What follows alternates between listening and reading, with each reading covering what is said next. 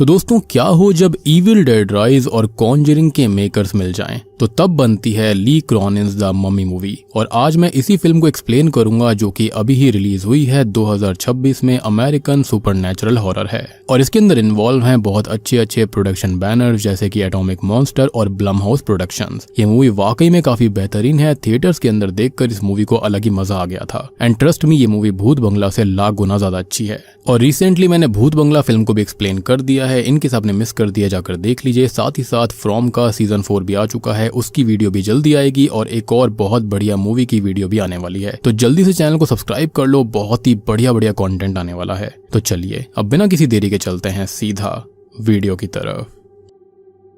तो फिल्म की शुरुआत होती है एज़वान इजिप्ट को दिखाते हुए। एक आदमी और एक औरत अपनी छोटी बेटी लैला और 2 बेटों के साथ अपने घर पहुंचते हैं और देखते हैं कि कुछ गड़बड़ है, जैसे कि उनके घर के अंदर चिड़िया मारी गई थी। और ये एक तरह का साइन था कि कुछ होने वाला है, कुछ गलत होने वाला है और वक्त आ चुका है। अब ये दोनों घर के सेलर में जाते हैं जहाँ पर ये पता चलता है कि घर असल में एक आधे धसे हुए काले पिरामिड के ऊपर बना हुआ था। और वो पिरामिड के अंदर उतर जाते हैं जहाँ पर एक काले रंग का ताबूत रखा गया था जिसको चेन्स की मदद से उठाया जाता है और उसके अंदर एक मम्मी रखी हुई थी, यानी कि पुराने वोल्केनो के पत्थर से बना हुआ ताबूत था ये।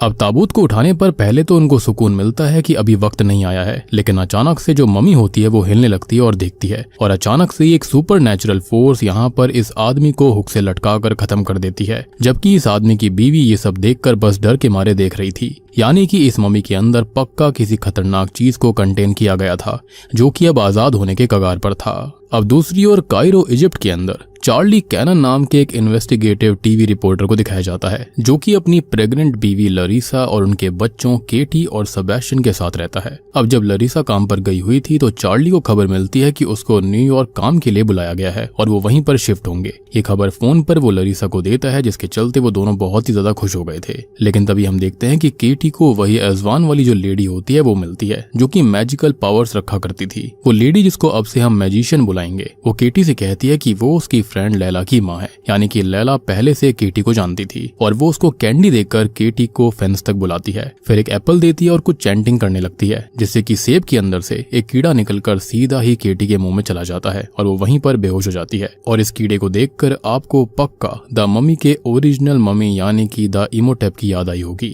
एनीवेज बेहोश होने के बाद में ये मैजिशियन जो होती है वो केटी को किडनैप कर ले जाती है। अब तभी चार्ली को घर के अंदर से ढेर सारी वैसी ही चॉकलेट्स मिलती हैं जैसी मैजिशियन ने केटी को दी थी और इस बारे में सिर्फ सेबेस्टियन ही जानता था, लेकिन उसने कभी किसी को कुछ नहीं बताया क्योंकि केटी ने मना किया था। खैर चार्ली को अब कुछ आवाज आती है और वो उनका पीछा करता है, लेकिन कायरो में भयानक सैंडस्टॉर्म आ गया था, यानी कि रेत का तूफान, जिसके चलते चार्ली जो होता है वो केटी को ढूंढ नहीं पाता और केटी लापता हो जाती है। खैर अब दोनों ही इस किडनैपिंग को रिपोर्ट करते हैं और वहां पर स्टेशन में एक इंग्लिश बोलने वाली जूनियर डिटेक्टिव डालिया जाकी के साथ काम करते हैं। जबकि लीड डिटेक्टिव जो होता है वो पेरेंट्स के ऊपर ही शक कर रहा था, स्पेशली चार्ली के ऊपर, एज उसने पिछले जितने भी केस को देखा था, सॉल्व किया था, उसके अंदर मोस्टली पेरेंट्स का ही इसमें हाथ हुआ करता। Maybe the girl angle was there. लेकिन यहाँ पर डालिया जाकी एक अच्छी ऑफिसर बनकर इसी डिपार्टमेंट के अंदर रहना चाहती थी और केसेस को सॉल्व करना चाहती थी। खैर सब कुछ किया जाता है, लेकिन केटी का कुछ भी अता पता नहीं चलता और बस इसी के साथ 8 साल बीत जाते हैं। खैर तभी हमें चार्ली को दिखाया जाता है जो कि अपनी बीवी लरीसा,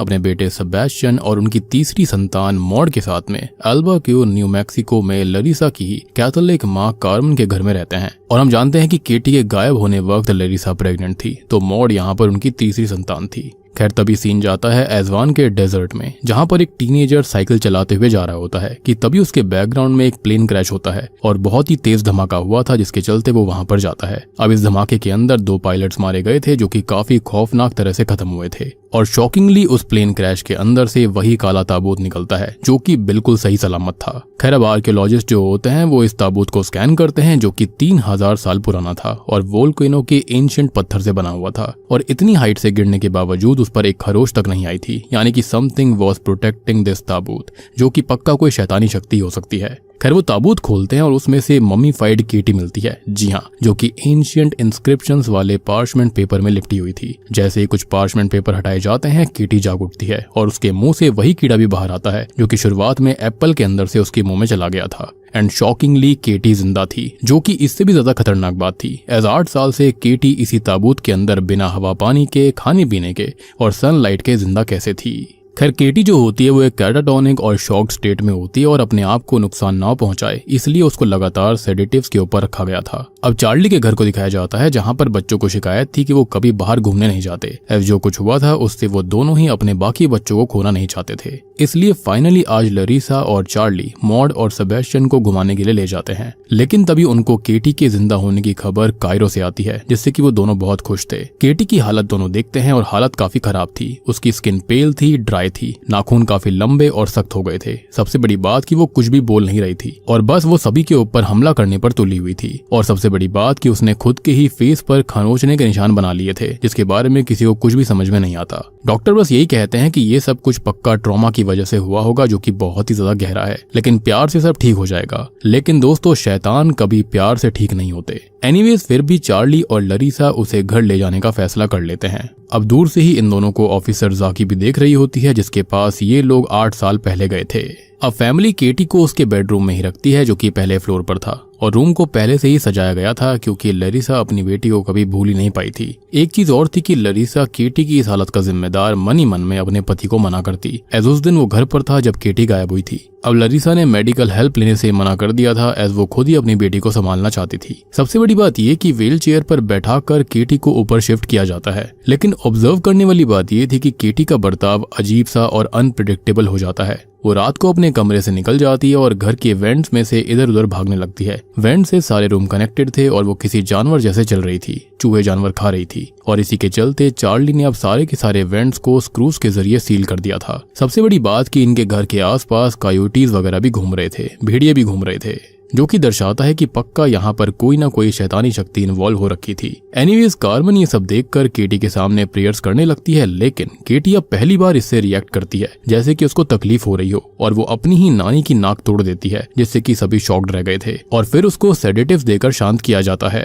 अब एक बार लरीसा और कार्मेन जो होते हैं वो केटी के नाखूनों को काटने की कोशिश कर रहे थे एज उसके पैर का नाखून काफी बड़ा हो गया था और काफी स्ट्रॉन्ग भी था, लेकिन गलती से उसकी स्किन का टुकड़ा और स्किन निकल जाती है जिस पर केटी खुद को जाकर स्टैब करने लगती है जब तक उसे सेडेट ना किया जाए। ऐसा लग रहा था कि वो अपने पैर से खुद के अंदर से कुछ खरोच कर बाहर निकालने की कोशिश कर रही हो। तो अब पता चलता है कि स्टार्टिंग में उसने अपने फेस के ऊपर भी क्यों खरोचा था, शायद से वो कुछ तो बाहर निकालने की कोशिश कर रही थी। इनफैक्ट चार्ली केटी के रूम के रग के नीचे ये देखता है कि कुछ चिपचिपा सा लिक्विड लगा हुआ था जिससे कि लकड़ी वाला जो फ्लोर था वो गल सा रहा होता है, यानी कि ये सब बहुत ही भयानक चीज थी जो कि इनके घर में घट रही थी। और चार्ली को इसका अंदाजा हो चुका था कि ये वो केटी नहीं है जो कि 8 साल पहले गायब हुई थी। केटी के साथ इन बीते 8 सालों में कुछ तो अलग हुआ था। खैर केटी की माँ जितना भी चाहे उससे बात करने की कोशिश करती रहती है, लेकिन वो कुछ नहीं बोलती, सिर्फ हमेशा थकी रहती है जैसे कि उसके शरीर के अंदर जान ही ना हो, या फिर ऐसा लग रहा था कि जो कोई भी शक्ति उसके अंदर है वो उसको उठने नहीं दे रही थी।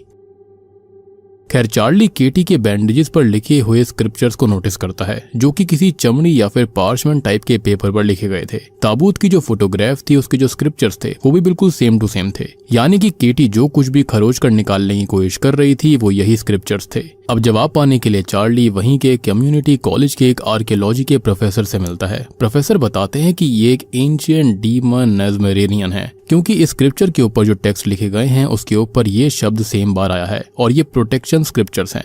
नेज़मेरेनियन जो है वो जीसस क्राइस्ट से भी पहले का डीमन है और 3000 साल पुराना है और इसलिए ही ताबूत भी 3000 साल पहले का था। नेज़मेरेनियन डीमन जो है वो फैमिलीज को और कम्युनिटीज को डिस्ट्रॉय करता है, लोगों को एक दूसरे के खिलाफ भड़काकर कंट्रोल करता है, लेकिन बाद में एक ममिफिकेशन रिचुअल के जरिए उसको कंट्रोल में करा गया था क्योंकि अचानक से नेज़मेरेनियन का नाम जैसे गायब सा हो गया। और अब जाकर प्रोफेसर को समझ आता है कि ऐसा कैसे हुआ था और इसी रिचुअल के जरिए यानी कि ये सब कुछ सच है, जहाँ पर ये जो कुछ भी स्क्रिप्चर वाली रैपिंग्स हैं उनको लिविंग बॉडी की स्किन में एम्बेड करा जाता है और जितनी स्क्रिप्चर हटाई जाती है डीमन उतना पावरफुल होता जाता है, यानी कि ये स्क्रिप्चर्स ईविल को शक्तिहीन रखने के लिए थे। बेसिकली केटी से पहले जो लड़का था उसके अंदर भी नेज़मेरेनियन डीमन को डाला गया था और केटी के अंदर भी यही डीमन मौजूद है, विच एक्सप्लेन्स की फैमिली के अंदर इतनी दिक्कत अचानक से क्यों आ रही थी, क्यों लरीसा और चार्ली की लड़ाई हो रही थी, दोनों एक दूसरे से दूर हो रहे थे। इनफैक्ट चार्ली ने कहा भी था कि केटी को कहीं और दूर भेज देते हैं, कुछ तो गलत है, लेकिन लरीसा इस बात पर भी चार्ली से लड़ाई कर लेती है और इनडायरेक्टली कहती है कि सारी गलती उसकी थी। लेकिन इस बात पर चार्ली अपनी बीवी से ये बोलता है कि वो तो खाली एक दिन घर पर था, उससे पहले तो हमेशा वही घर पर रहा करती थी। तो उसके रहते लरीसा को ये बात कैसे पता नहीं चली कि केटी किससे चॉकलेट्स ले रही है, किससे मिल रही है।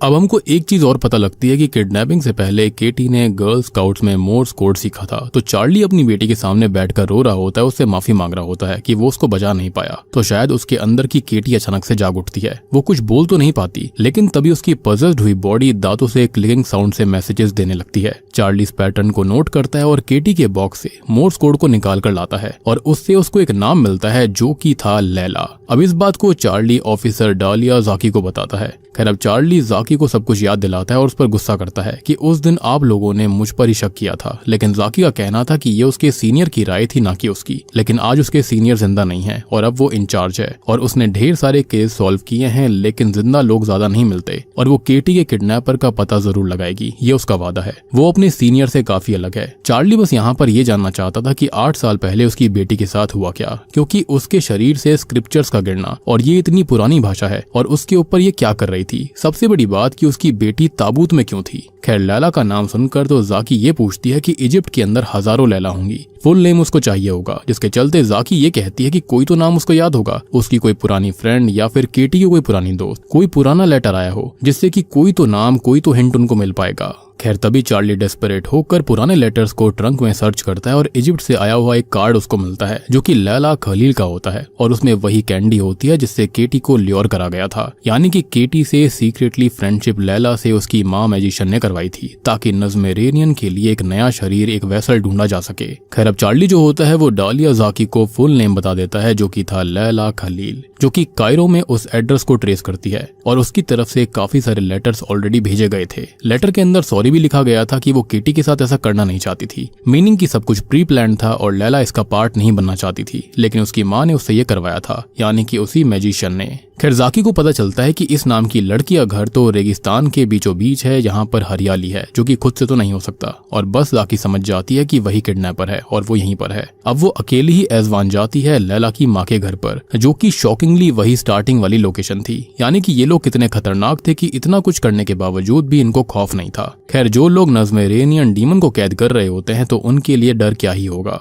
एनीवे जाकी को घर के अंदर कोई नहीं मिलता, तो वो सर्च करती है तो उसको वहाँ पर वही ब्लैक पिरामिड डिस्कवर होता है। वो बेसमेंट के अंदर भी जाती है जहाँ पर उसको उसी ताबूत के होने के ट्रेसेस मिलते हैं कि यहाँ पर कुछ तो रखा गया था। लेकिन बस एक चीज क्लियर नहीं होती कि उस ताबूत को प्लेन में रखकर इन लोगों ने भेजा क्यों। या तो ये लोग अब लोकेशन चेंज करने की फिराक में थे, लेकिन डीमन यहाँ से कहीं दूर जाना नहीं चाहता और फिर उसने प्लेन क्रैश करवा दिया। अदरवाइज ये लोग इतनी खतरनाक मम्मी और नज़्मेरेनियन डीमन को दूर क्यों भेजते, जबकि ये उसकी शक्ति जानते हैं। या फिर ये भी हो सकता है कि किसी ने उसको चुरा लिया होगा। एनीवेज मैजिशियन के हस्बैंड को शक्तिहीन नज़्मेरेनियन ने ऐसे ही खत्म कर दिया था, तो सोचो कि फुल पावर में आया तो वो क्या ही कर देता। खैर अब हम देखते हैं कि मैजिशियन जो होती है वो कार चलाकर घर लौट रही थी। घर आकर वो देखती है कि बाहर पुलिस की कार खड़ी हुई है, तो वो किचन में जाकर एक बहुत ही खतरनाक तेज वाला हथियार लेकर आती है और यहाँ पर जाकी के ऊपर हमला करने लगती है। लेकिन जाकी जो होती है वो मैजिशियन को शूट कर देती है। अब इसी दौरान लैला भी घर आती है, जो कि जाकी को देखते ही डर के मारे भागने लगती है और एक क्लिफ पर जाकर कुछ तो खोदने लगती है, जो कि केटी नाम का बक्सा था। और वो जाकी को एक VHS टेप देती है जिसका लेबल केटी होता है, यानी कि केटी के साथ क्या हुआ था वो इसी घर के अंदर था, इसी टेप के अंदर मौजूद था। दूसरी ओर घर पर यह दिखाया जाता है कि जैसे जैसे केटी के बैंडेजेस यानी कि वो स्क्रिप्चर्स गिर रहे थे, डीमन और भी पावरफुल हो रहा था, क्योंकि डीमन का मकसद यही था और इसलिए इतने दिन से वो शांत था। उसकी शक्ति को इन्हीं स्क्रिप्चर्स ने रोका हुआ था और वो खुद से एक एक करके इन स्क्रिप्चर्स को गिरा रही थी। अब एक रात जब मॉड सुसु करने उठती है तो केटी अपने रूम से ही मॉड से बात करती है। जी हाँ, और ये पहली बार था जब केटी के अंदर के डीमन ने किसी से बात करी, यानी कि मॉड से। अब मॉड के अंदर का जो डीमन होता है वो केटी की आवाज में ये कहने लगता है कि वो भी बिल्कुल उसी उम्र की है जब केटी गायब हुई थी और वो अपनी छोटी बहन से ढेर सारी बातें करना चाहती है। तभी अचानक से वो दरवाजे के नीचे से अपनी जीभ से मॉड के पैर चाटने लगती है, जिससे कि मॉड डर कर भागने की कोशिश कर रही थी। लेकिन डीमन ने मॉड को हवा में उठाकर दरवाजे के पास खींच लिया था और वो कुछ चैंटिंग कर रही थी। वो उसको पजेस कर लेती है, जिससे कि अब वो उसको मैनिपुलेट करने लगती है, यानी कि डीमन अब यहाँ मॉड को मैनिपुलेट करेगा। डीमन अब सेबेस्टियन के माइंड को भी मैनिपुलेट करने लगता है। खैर अब एक दिन जब कार्मेन केटी के लिए प्रे कर रही होती है तो केटी उसके ऊपर वायलेंटली हमला करती है और तब जाकर वो कुछ बोलती भी है और कार्मेन की ही रोजरी बीड माला और होली क्रॉस से लटकाकर उसको विंडो से बाहर फेंक देती है, जहाँ पर वो सीधा जाकर चार्ली की कार से टकरा जाती है, जहाँ पर ढेर सारे कयोटीज होते हैं जो कि वो उसको खा जाते हैं। और ये नजारा देखकर तो मॉड बहुत खुश थी, एज वो पजेस्ड हो रखी थी। इनफैक्ट यहाँ पर हुआ ये था कि स्कूल के अंदर मॉड ने अपनी टीचर को गंदी गंदी गालियां दे दी थी, जिसके चलते ही उसके पिता को वहां बुलाया गया था। और जैसे ही वो घर आए थे तो उसकी नानी को डीमन ने कार पे फेंक दिया और वहां पर जो कायोटीज होते हैं उनको जिंदा ही वो खा गए थे। और हाँ, ये नजारा लरीसा खुद केटी के रूम के अंदर आकर विंडो से देखती है और उसको भी अब केटी से डर लगने लगा था। इनफैक्ट अगर आप नोटिस करेंगे तो जो विंडो टूटी थी वो बिल्कुल यहाँ पर होली क्रॉस की ही शेप में टूटी थी, यानी कि अगर उस विंडो के ऊपर होली क्रॉस का सिंबल फिट करोगे तो एग्जैक्टली सेम आएगा, जो कि यहाँ पर एक मॉकरी थी डीमन के जरिए। और सबसे बड़ी बात कि केटी यहाँ पर अचानक से शांति से सो रही थी जैसे कि उसने कभी कुछ किया ही ना हो। खैर, अब कार्मन के फ्यूनरल को रखा जाता है जहां पर मॉड पोजीशन में अपने ही दांतों को उखाड़ लेती है और खून भरे थूक को खाने पे फेंक देती है और इस खाने को कार्मन की फ्रेंड्स खा रही थी। अब केटी के रूम के अंदर जो फ्लोर गल रहा था, जो चिपचिपी चीज यहाँ पर चार्ली को रख के नीचे मिली थी, वो असल में डीमन की ही करामात थी। एस केटी के शरीर के अंदर खून नहीं बल्कि तेजाब बह रहा था। ऑब्वियस ही बात है उसके शरीर के अंदर डीमन था। खैर, अब हम देखते हैं कि मॉड ने पोजीशन में आकर अपनी नानी के ही नकली दांतों को लगा लिया था, जो कि दर्शाता है कि डीमन सबको मॉक कर रहा था। और तभी वो एक गेस्ट के कान को काट कर अलग कर देती है और इतने में ही केटी अपने कमरे से निकलकर उसकी लाश के अंदर से जो फ्लूइड होता है उसको पी रही होती है, जिसको असल में शरीर को सड़ने से बचाने के लिए डाला जाता है। और क्योंकि हम जानते हैं कि जब तक केटी के शरीर के अंदर नज़्मेरेनियन डीमन है तब तक उसकी बॉडी भी सड़ रही थी और उसको बचाने के लिए डीमन ने ये लिक्विड पिया था, उसको शक्ति चाहिए थी। अब इन सब के चलते होता यह है कि केटी को कैद कर दिया जाता है और फाइनली लरीसा समझ गई थी कि हाँ, केटी गलत है, उसके अंदर पक्का कोई शैतान है और इस शैतान ने मॉड, सेबेस्टियन सबको पदस्थ कर लिया था और लरीसा की माँ का फ्यूनरल भी नहीं होने दिया। अब दूसरी ओर घर आकर जाकी केटी वाली टेप देखती है जिसके अंदर प्रॉपर साउंड तो नहीं आ रही थी, लेकिन इतना पता लग रहा होता है कि हाँ, यहाँ पर किसी रिचुअल को दर्शाया गया है। परेशान होकर जाकी अब पुलिस इन्वेस्टिगेशन में लैला खलील को लेकर आई थी, जो कि उससे सब कुछ बोलने के लिए कहती है। लेकिन हम देखते हैं कि लैला की माँ ने उसकी जीभ भी काट दी थी ताकि वो किसी को कुछ भी बता ना पाए। तो वो अपने मन की बात लिखकर बताती है, जिसको देखते ही जाकी शॉक्ड हो गई थी और वो लगातार चार्ली को फोन करने लगती है एज उसको फाइनली सारी सच्चाई पता चल चुकी थी। और दोस्तों, अब यहाँ पर खुलते हैं इस मूवी के असली पत्ते। अब फाइनली जाकी जो होती है वो न्यू मैक्सिको टेप के साथ आ गई थी और इस रिचुअल को चार्ली और लरीसा मिलकर देखते हैं। वहां पर जो भाषा चल रही होती है उसको ट्रांसलेट यहाँ पर जाकी कर रही थी। इसके अंदर मैजिशियन ये बताती है कि नज़्मेरेनियन डीमन को कैद करने का काम उसके पूर्वज 3000 साल से करते आ रहे हैं और ये वीडियो रिकॉर्ड करी जा रही है आने वाली जनरेशन के लिए कि कैसे इस रिचुअल को करना है और कैसे डीमन को कैद करना है ताकि आगे कुछ भी गलत ना हो और डीमन हमेशा कैद रहे। और उसका ये कहना था कि ये उनका 82nd ममीफिकेशन होने वाला है, यानी कि ममीफिकेशन रिचुअल। और केटी यहाँ पर 82nd इंसान होगी जिस पर यह रिचुअल किया जा रहा है। मैजिशियन ये कहती है कि वैसे तो कोई भी शरीर चलता है, लेकिन जितना छोटा बच्चा होगा उतना सही रहेगा ताकि शरीर लंबा चले और बार बार इस रिचुअल को करने की जरूरत ना पड़े। पिछला जो लड़का था जो कि मूवी की शुरुआत में दिखाया गया था ताबूत के अंदर, वो बहुत साल पहले इनके परिवार ने यानी कि मैजिशियन की शायद माँ ने किया होगा, यानी कि उसके अंदर भी नज़्मेरेनियन डीमन को डाला गया होगा। खैर, तभी वीडियो टेप के अंदर केटी दिखाई जाती है जो कि बेचारी बार बार बस मम्मी पापा के पास जाने के लिए लगातार रिक्वेस्ट करे जा रही थी। वो बहुत ही डरी सहमी हुई थी एज वो तो बस दोस्ती में फंस गई। लेकिन मैजिशियन ये कहती है कि मुझे माफ करना मेरी बच्ची, ये सब बस 2 मिनट में खत्म हो जाएगा। अब यहाँ पर जितने भी फैमिली के लोग होते हैं और बाकी लोग जो होते हैं वो सभी लोग लकड़ी के बने हुए मास्क पहनते हैं ताकि डीमन उनके अंदर ना जाए। शायद उनके ऊपर भी प्रोटेक्शन स्पेल्स बनाए गए थे। तभी केटी को इस ताबूत के जस्ट ऊपर लटका दिया जाता है और नीचे वही पुराना होस्ट होता है जिसके अंदर फिलहाल नज़्मेरेनियन डीमन था। ढेर सारी चैंटिंग रिपीट करी जाती है जो कि काफी शॉर्ट सी होती है और बस तभी अचानक से बेचारी डरी हुई केटी के अंदर यह डीमन ट्रांसफर कर दिया जाता है और उसके शरीर के ऊपर स्किन के साथ वही प्रोटेक्शन स्क्रिप्चर्स लगा दिए गए थे और फिर उसको ताबूत के अंदर रखकर ऊपर से भी कई सारे स्क्रिप्चर्स रख दिए जाते हैं जिससे कि ये रिचुअल पूरा हो गया था। और बस केटी के साथ ये सब हुआ था और 8 साल से केटी यहीं पर कैद थी। लेकिन मूवी के अंदर ये बात क्लियर नहीं करी गई कि क्यों इस ताबूत को कहीं पर लेकर जाया जा रहा था। 2 चीज हो सकती है कि या तो ये चोरी करके तस्करी करी गई थी या फिर ये लोग कहीं और जाने वाले थे एज अब ये लोकेशन सेफ नहीं थी, क्योंकि डीमन को कैद करने वाले शैतान को जानबूझकर तो दुनिया में नहीं छोड़ा जाएगा। सो बेसिकली मैजिशियन एक एंशिएंट कल्ट का हिस्सा थी जो कि डीमन को कंट्रोल में रखने के लिए लिविंग होस्ट का सैक्रिफाइस करती थी। और जो होस्ट होता है उसकी बॉडी के ऊपर ढेर सारे प्रोटेक्शन स्पेल्स और स्क्रिप्चर जो होते हैं उनको रैप करा जाता है और ये तब तक होता था जब तक कि होस्ट नेचुरली खत्म ना हो जाए। और शुरुआत में इन लोगों को आइडिया लग गया था कि पुरानी बॉडी अब खत्म होने पर है तो उनको एक न्यू होस्ट चाहिए होगा जिसके चलते केटी को फंसाया गया था। और टेप के अंदर हम देखते हैं कि केटी को ताबूत के ऊपर लटका कर डीमन को ट्रांसफर किया गया था और ऐसे ही इनका परिवार बार बार इस रिचुअल को करता रहता होगा। एंड आई बिलीव कि आगे चलकर ये जिम्मेदारी लैला खलील के ऊपर आने वाली थी, लेकिन उसने ऐसा करने के लिए मना कर दिया था। खैर, अब जब चार्ली और लरीसा टेप देख रहे होते हैं तो उनकी हालत बहुत खराब हो गई थी। तभी केटी सेबेस्टियन को हिप्नोटाइज करती है और वेंट्स का दरवाजा तोड़कर अपनी स्किन सेबेस्टियन के जरिए निकलवाने लगती है ताकि डीमन और पावरफुल हो जाए। अब वो सब पर हमला करती है और हर जगह से तूफान आने लगता है। सेबेस्टियन अपनी माँ के ऊपर ही हमला कर रहा था, जिसको वो हथौड़ा मारकर बेहोश कर देती है और चार्ली को उसकी सास पोजेशन में उल्टी सीधी बातें बोलने लगती है। यहाँ पर बिल्कुल इविल डेड राइज और कॉन्जरिंग मिक्स वाइब्स आ रही थी। खैर, अब अपनी शक्ति से केटी बुरी तरह से चार्ली को मारती है और ये भी कहती है कि अब उसको केटी के शरीर में मजा नहीं आ रहा। अब अचानक से केटी लरीसा और जाकी दोनों को दूर फेंक देती है। खैर, अब तभी डालिया जाकी को होश आता है और तभी जाकी के गले में लरीसा की माँ अपने मुंह से एक स्कॉर्पियन निकाल कर डाल देती है और स्कॉर्पियन उसके गले में छेद कर देता है, लेकिन किसी तरह से जाकी हिम्मत करके अपने गले से बिच्छू को निकालकर दूर फेंक देती है और खून को रोकती है, लेकिन उसके वोकल कॉर्ड काफी खराब हो गए थे। तभी चार्ली जो होता है वो केटी को हक कर लेता है, उसको पकड़ लेता है और डालिया जाकी को इशारे से कहता है कि उसको रिचुअल चैंट याद है तो वो उसको कर दे और अब डीमन को उसके अंदर कैद करना पड़ेगा। एस केटी को बचाने का यही एक तरीका था। अब जाकी को चैंटिंग याद थी और अपने गले में उंगली डालकर वो चैंटिंग शुरू करती है और फैमिली की मदद से डीमन को केटी से निकालकर चार्ली में ट्रांसफर कर दिया जाता है, जिससे कि केटी फाइनली बच गई थी। यहाँ पर चार्ली ने खुद को सैक्रिफाइस कर दिया था अपनी बेटी के लिए और अब चार्ली ने अपने सर से वो कलंक मिटा दिया जो कि सबने उसके ऊपर लगाया था और उसको बस एक मौका चाहिए था अपनी बेटी को बचाने का और उसने अब एक पल नहीं सोचा और उसने खुद को अपनी बेटी के लिए कुर्बान कर दिया। खैर, अब हम देखते हैं कि केटी रिकवर हो गई थी और उसकी उम्र जो थी वो 16 साल की थी, क्योंकि जब वो गायब हुई थी वो 8 साल की थी और आज 8 साल बाद मिली है। खैर, चार्ली को अब बेसमेंट के अंदर कॉफिन जैसे बक्से में बंद कर दिया गया था, जहां पर वो मोर्स कोड के जरिए अपनी बेटी और फैमिली को आई लव यू टैप करता है, यानी कि उसकी हिम्मत डीमन से काफी ज्यादा थी। खैर, केटी भी सेम चीज टैप करती है। खैर, अब हम देखते हैं कि केटी डीमन से आजाद हो गई थी और धीरे धीरे नॉर्मल जिंदगी में लौटने की कोशिश कर रही थी।